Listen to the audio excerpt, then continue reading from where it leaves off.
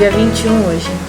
E temos um assunto aqui tão importante que a gente vai falar sobre escolha Deus diariamente. E se nós, e esse casal aí que está assistindo, colocar em prática esses pontos que a gente vai trazer aqui, vai dar uma virada no casamento ou não? Olha, eu posso dizer que é não só uma virada, como um fundamento muito forte para uma construção de uma base única aí para a continuidade da vida de vocês. Faz toda a diferença. Escolha Deus diariamente, né? A gente pode ver Deus, quando Ele é convidado, quando Ele é colocado em primeiro lugar no casamento, não em segundo, terceiro ou só quando tem algum problema, a sua história é mudada, o seu casamento é mudado, porque Ele traz direção, Ele traz fundamento, Ele mostra pra gente o caminho a ser seguido, porque Ele já sabe, já enxerga muito mais lá na frente do que a gente, né? Agora, Deus, Ele não invade a sua casa, Ele só entra se Ele for convidado, né? E muitos casais não convidam Ele, só quando a coisa está quebrando, está aquela crise, né? Entrando num momento de dificuldade, tudo. Agora, olha só o que diz lá em Josué, no capítulo 24, versículo 15. Eu e minha casa serviremos ao Senhor.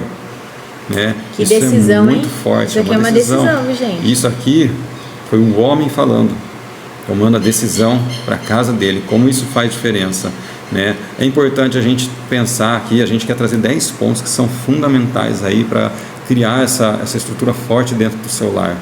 Então, vamos lá discorrer sobre eles, vamos falar, ver aqui até o final, porque eu tenho certeza que isso pode ser, como a Cidiane falou aqui, essa virada de chave, né? O primeiro deles, Deus não é tradição, Ele é governo. Então, casar na igreja não vai garantir a presença de Deus no seu lar. É bonito, é legal, mas não garante. Ter a Bíblia aberta não significa ter o seu coração rendido a Deus, né? Entenda como essas palavras são fortes para serem aplicadas no dia a dia. Deus não busca ser lembrado por você, Ele busca ser obedecido, né? Quando Deus não governa as decisões, o ego assume o controle, né, do seu casamento, do seu relacionamento, da sua vida, e isso é um grande perigo, né? Eu quero fazer uma observação. A Elô, ela chegou para mim e fez uma pergunta. Nossa assim: filha. Mãe, o que é mais importante? Conhecer a Deus ou obedecer a Deus? Ela fez para você essa pergunta? Fez? Aí eu falei assim para ela: eu vejo que é obedecer a Deus. Ela falou: claro que é. Eu falei: porque o que adianta eu conhecer a Deus se eu não obedeço a Deus, se eu não conheço a palavra e não sei o que Ele pede para fazer? Ela falou: imagina eu só conhecer você, mãe, e não te obedecer, você ia ficar feliz? Eu achei fenomenal o que ela disse. E faz muito sentido por um lado, né? Porque a partir do momento que você obedece, você já conhece, só que você está indo um passo além, né? Você está mostrando do seu coração aonde você está com o seu coração de verdade, né? Então, é uma pergunta que faz a gente pensar, né? Quando ela traz isso daí, a gente pensa no seguinte: nós estamos realmente servindo a Deus ou só mantendo uma aparência espiritual? Tem lares, tem casas que falam de Deus, mas não vivem efetivamente com Deus.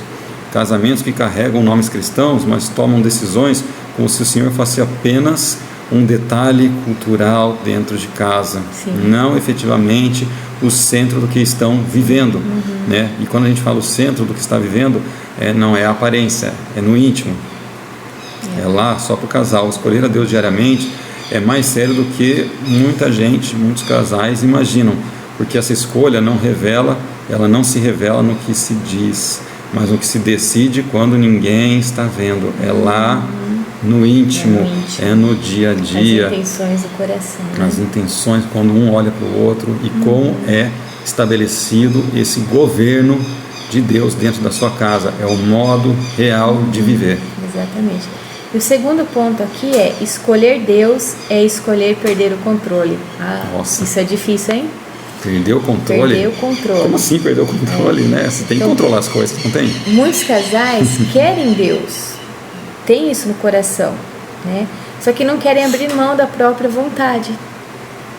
Às vezes ainda quer manter a aparência, como o Mauro disse, as coisas no controle, né? Deixa aqui, não mexe nisso. O senhor pode mexer naquilo, mas nessa área aqui ainda não, né?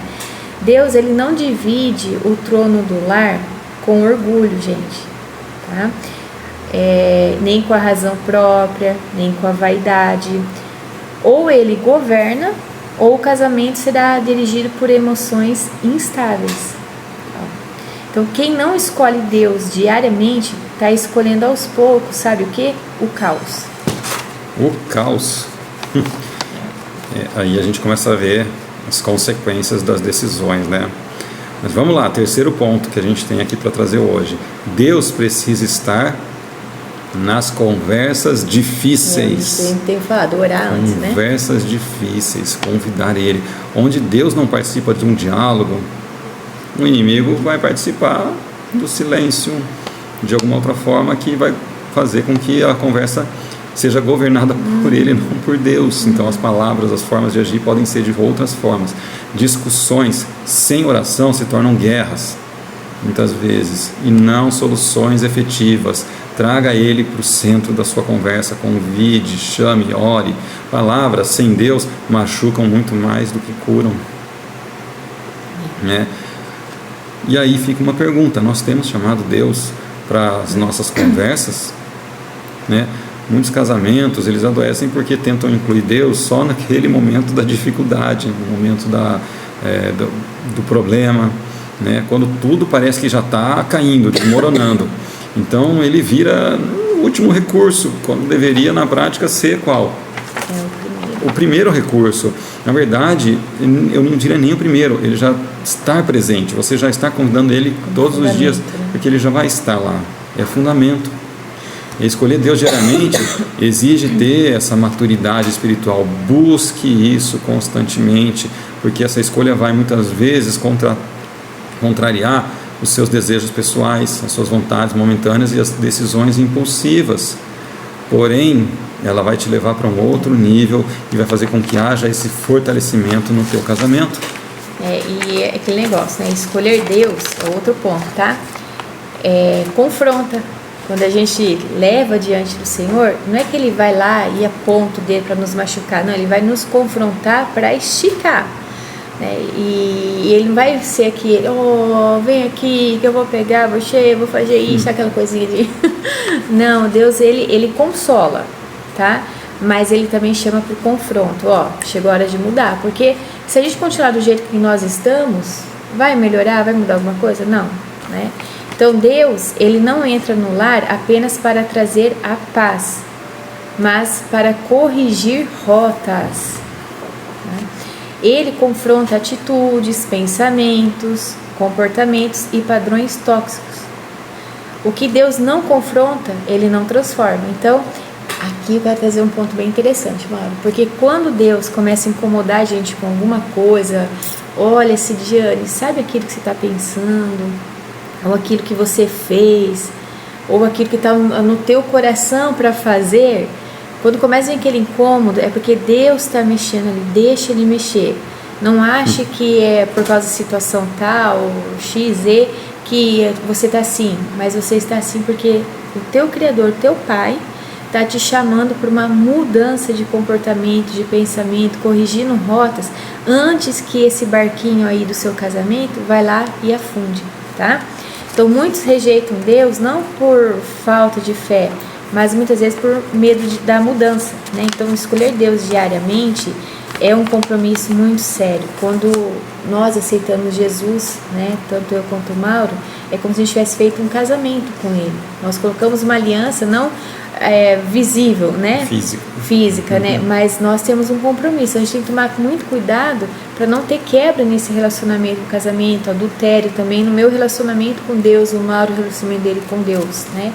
É dizer, né, quando a gente escolhe Deus diariamente, é a mesma coisa assim, da gente estar dizendo, mesmo quando dói, mesmo quando cansa, mesmo quando não entendemos, ainda assim decidimos servir ao Senhor. Foi o que Josué fez com a família dele. Não é fácil abrir mão da vontade, das nossas paixões, né? Daquilo que a gente às vezes sonha e o Senhor fala que não é aquilo, que não vai ser bom.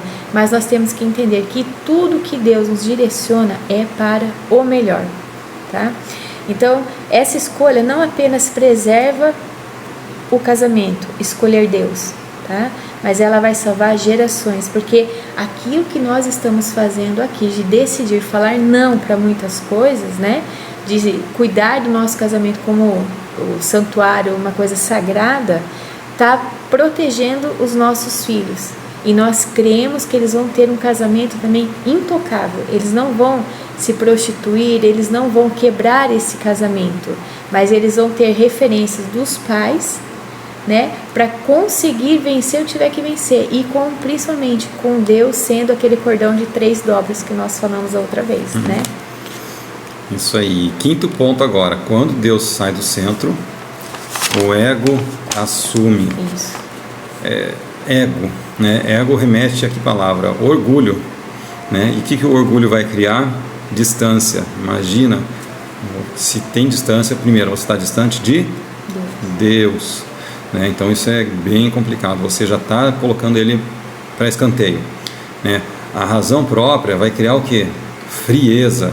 Então você realmente está colocando o teu ego acima, porque tua razão está acima de todas as coisas, e aí tudo fica muito mais frio, fica diferente, não fica profundo. O ego, ele que vai criar disputas onde deveria ter o quê? Paciência. Então assim, Deus entende, Deus compreende, e Ele concede isso para você, né? E além disso, Ele também vai criar parceria próxima, direto, com você, com seu cônjuge. Sem Deus no centro, o casamento vira uma competição silenciosa. E o próximo ponto, 6, Deus, ele não quer ser um recurso de emergência. Quantas vezes, né, o casal faz isso, não? Na hora que é necessário. Então Deus não é socorro apenas quando tudo está desmoronando, tá, gente? Porque aí quando tudo está desmoronando, a gente vai lá, Deus me ajuda, aí não vem essa ajuda, fala, tô bravo com Deus, né? Acontece isso também. Então Deus, ele quer ser fundamento antes da queda. Casais maduros espiritualmente vão sempre escolher Deus antes da crise, né? Você está preparando a sua base, e quando vier aquela tempestade, aquela avalanche, não vai te derrubar. Então, chamamos Deus apenas para quando dói ou também quando está tudo bem? Então, Deus, ele não quer ser um acessório, gente, a gente tem que parar com isso. Ele não é um acessório no casamento, algo assim da sorte, né? Ele não quer ser isso. Ele também, o que Deus quer? Ele quer ser o fundamento, o alicerce desse casamento, né? Então olha só que interessante, a gente tem tudo para dar certo, né? O casamento tem tudo para dar certo, mas quando a gente deixa essa questão do Senhor de fora e vê só como um acessório, a gente bagunça tudo, né? Ele não quer ser uma menção pública, mas ele quer o quê? Um governo privado, um secreto. Ele não se interessa, gente, por uma fachada espiritual, tudo bonitinho, né? Mas eles têm interesse pelo altar secreto que sustenta a família.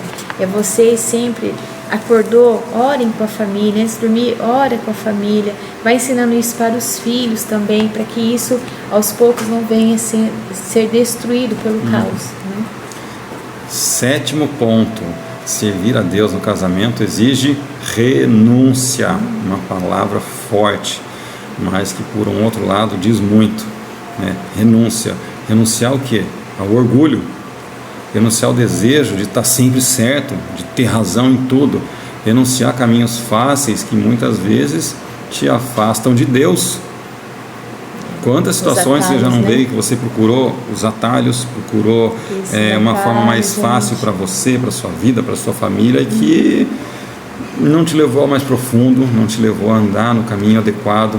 Escolher Deus nem sempre é confortável, mas é sempre mais seguro. É seguro na prática. Servir a Deus no casamento é permitir que Ele confronte o que precisa ser confrontado, né? Curar o que precisa ser curado e transformar o que o casal já normalizou, mas nunca foi saudável. Está na tua rotina. É necessário mudar porque não está legal. Sabe quando você não aprofunda e fica só naquela mesmice? E isso futuramente pode virar um grande problema. Mas Deus trata isso, né? Mas para isso é necessário você fazer renúncias. Olha o ponto 8. Um lar governado por Deus vai proteger gerações. Filhos aprendem mais com decisões do que com discurso. Um casamento que serve a Deus gera segurança emocional. Onde Deus governa, o lar se torna abrigo e não campo de batalha. Tá? Então comece a observar aí, se tem algumas coisas que estão acontecendo aí que não tão legal, pode ter certeza, né, que tá havendo essa ausência, né, de Deus nas decisões, no casamento, aí dentro do lar. O versículo aqui que eu trouxe aqui em destaque, do Salmo 127:1, diz assim: se o Senhor não edificar a casa, em vão trabalham, né, os que a edificam. Então, o que ele está falando nesse versículo aqui? Não é na nossa força, gente, tá? Não é do nosso jeito. 9º ponto: fachada espiritual não sustenta intimidade real. Mostrar para os outros não quer dizer nada.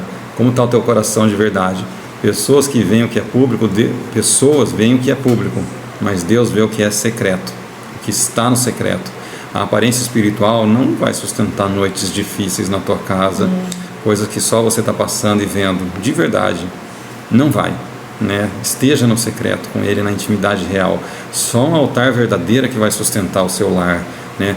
E aquilo que a gente falou lá no começo, aqui no vídeo de hoje, Deus não quer visita, Ele não quer só visitar, Ele quer fazer morada na tua casa, na tua família, no teu coração, na tua vida. E o ponto 10, a escolha diária que salva o casamento. Então, escolher orar mesmo cansado. Aqui, eu sempre falo assim para Elô, já começa seu dia com Deus, né? Já leia a Bíblia. Porque eu falei, é o que acontece com a gente. Se você vai deixando isso para o final do dia, já aconteceu milhares de problemas, você já está esgotado, estressado, e você vai querer o quê? Sossego. Você não vai querer ler a Bíblia, você quer mais do que descansar. Então já começa o seu dia falando com Deus, já tem o seu tempo da leitura também da palavra, né? Porque sempre o Senhor, quando a gente abre a Bíblia, a gente começa a ler, o Espírito Santo vai trazendo algumas coisas ali para nós. Já deixa até o caderninho do lado, para você anotando alguns pontos importantes, né? Escolha perdoar mesmo ferido, e escolher permanecer mesmo quando o sentimento está oscilando, né? Isso principalmente as mulheres, né? Chega na época aí de TPM, às vezes está naqueles dias que também não estão legais, nem elas se entendem e acaba falando coisas que não deveriam. Então toma cuidado com esses sentimentos que oscilam muito, né? O casamento, ele não se sustenta por promessas feitas no altar, gente. Se isso fosse verdade, ia ter divórcio? Não, né? Então isso não é verdade, tá? Aquilo que eu tô falando no altar é aquilo que eu vou seguir. Mas escolhas feitas todos os dias. São essas escolhas que eu faço todos os dias que vai sustentar o casamento. Tá? Então convide Deus para dentro. Não só na fachada. Deus fica ali olhando de longe, tá? Mas para dentro, para o centro, tá? Para o centro da casa de vocês, no coração, no caso, para as decisões, nos conflitos e para uma construção diária do amor. É isso. Gente, a gente trouxe 10 pontos aqui, mas eu quero só resgatar. O primeiro deles, quando a gente fala assim, governo, traga isso para dentro da sua casa, que Ele governe o seu lar, que você estabeleça isso de forma profunda, intensa, diária, a cada hora, a cada momento, a cada segundo. Isso vai mudar a sua história. E que nesse momento também, pega aí a sua esposa, o seu esposo aí, deem as mãos, façam uma oração simples, gente, descomplica, por favor, Deus é simples. Fala assim como Josué, eu e minha casa serviremos ao Senhor. Isso daí pode ser simples, como a Cidjane falou, mas ao mesmo tempo, feito de todo o coração, muda a história. Mudou muito a história de Josué, mudou de tantas pessoas e muda a nossa, a sua, de quem precisar. Sim. Mas faça, só não fique parado, deixe o Senhor governar a sua casa, tá bom?